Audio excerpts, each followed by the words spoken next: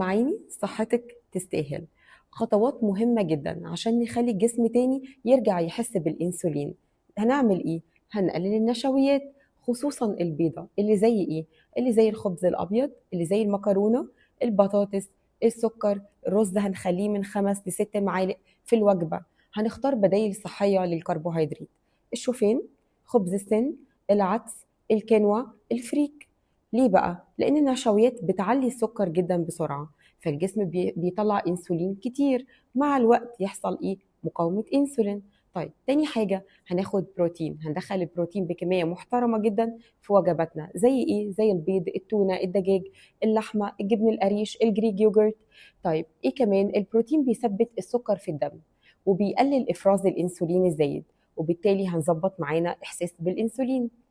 نظام الوجبات المنتظمة. يعني ايه منتظمة؟ يعني هنخلي 3 وجبات فقط في اليوم من غير ما ندخل السناكس. يعني نظام مثلا صيام 16 ساعة ل8 ساعات نتناول فيهم الأكل، ومش هنتناول أي أكل، هنلتزم بالأكل الصحي.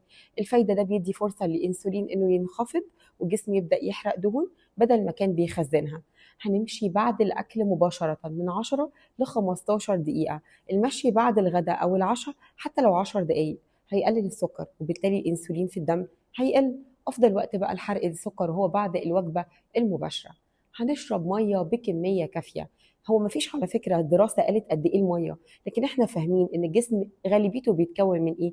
من ميه. يعني 2.5 ل 3 لتر ميه هيبقى مهم جدا. الجفاف هيقل. هنزود كمان من ان الجسم يبدا يحس بالانسولين. هنركز على الالياف، دي اهم برضو من النقط المهمه: سلطه، شوفان، بذور كتان، خضار ورقي. الألياف على فكرة بتوازن السكر وبتقلل مقاومة الأنسولين.